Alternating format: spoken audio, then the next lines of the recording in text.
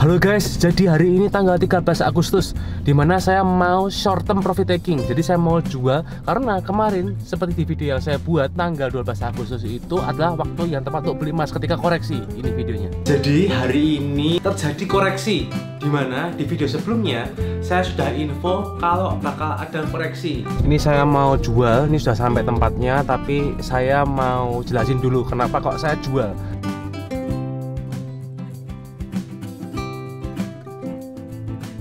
Karena kemarin kan sempat koreksi di 1880-an US dollar per troy ounce itu saya beli kan.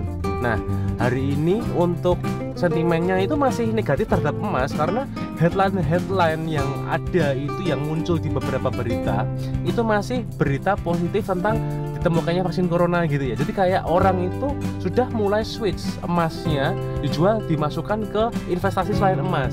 Karena kalau yang lalu orang itu semua switch ke emas karena mereka menganggap ini waduh krisisnya ini krisis ekonomi sama krisis kesehatan.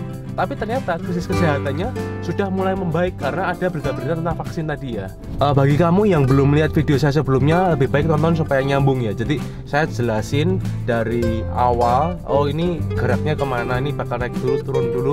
Jadi semua itu nanti ada urutannya ya. Jadi kalau nonton ya lebih baik urut aja supaya tidak ketinggalan info-info dari saya. Jadi misalkan kamu lihat berita atau lihat koran, baca misalkan judulnya, headline-nya kayak gini, emas akan lari ke 2.500 ke 3.000 US dollar per troy ounce. Hati-hati, jangan terjebak dengan headline yang seperti itu atau dengan berita yang seperti itu. Karena apa? Ya memang akan bergerak naik, tapi kapan?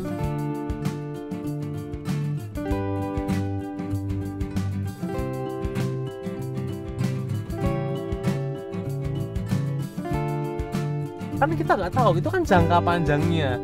Jadi kalau kadang orang itu lihat baca berita, akan naik gini-gini langsung beli lah. Kadang kesalahannya itu lihat berita gitu akan naik langsung beli.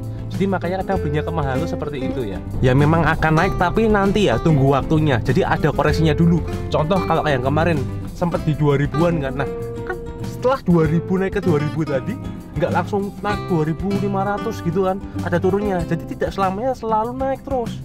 Nah, ada turunnya. Jadi contohnya kayak ada yang kemarin koreksi, saya bilang suruh beli, itu beli. Lalu kalau ada yang mau short term, long term itu bebas. Kalau untuk saat ini saya selain untuk long term, saya juga mau coba untuk short termnya, yaitu saya jual dulu karena melihat grafiknya. Jika ini nanti misalkan tidak mencapai 1960 US dollar per troy ounce-nya, tidak melewati itu, maka dia akan mencoba koreksi ke bawah.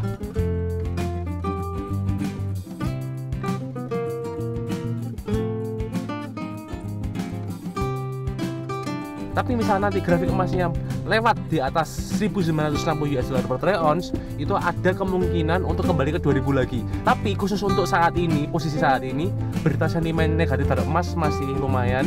Jadi saya putuskan untuk sell dulu untuk profit taking short termnya. Semua itu bisa dipengaruhi oleh berita, tergantung kita sensitif enggak. Oh ada berita ini, oh ini berarti bakal naik. Misalnya oh ada berita itu, berarti bakal turun. Kita harus sensitif terhadap berita itu yang pertama. Kita aplikasikan dengan rumus yang saya berikan di video sebelumnya.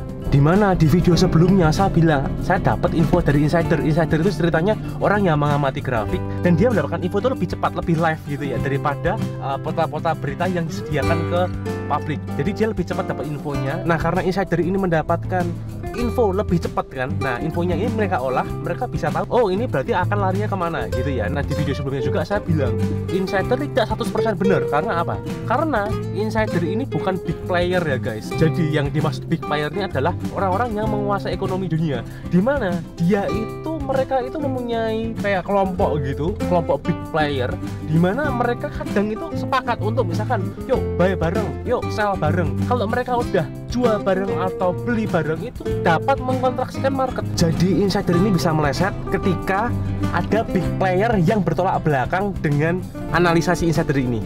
Contohnya misalkan big player sepakat untuk menjual dulu sebelum nanti akan naik lagi kan. Mereka akan sell bareng. Ketika sell bareng market turun, terus keluarin berita jedar, berita-berita yang positif. gorengan beritanya yang membuat seakan-akan ini sudah membaik keadaannya. Jadi ekonominya itu akan membaik, market confidence-nya naik.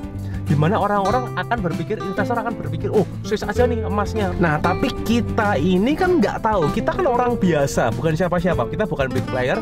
Dimana kita ya sebisa mungkin memanfaatkan informasi seminim mungkin, kita olah, kita analisa, ikuti gerbong mereka, ikuti gerbong big player ini. Oke, ini malah saya nggak turun-turun, nggak jual-jual. Ini saya mau jual ya. Yuk turun guys, kita jual emasnya. Profit taking short term. Oke, yuk. A few minutes later. Halo guys, jadi hari ini tanggal 13 Agustus. Seperti saya bilang, saya mau short term profit taking. Ini ya, 100 gram. Ini yang Antam, bisa dilihat. Sama 100 gram yang SMG.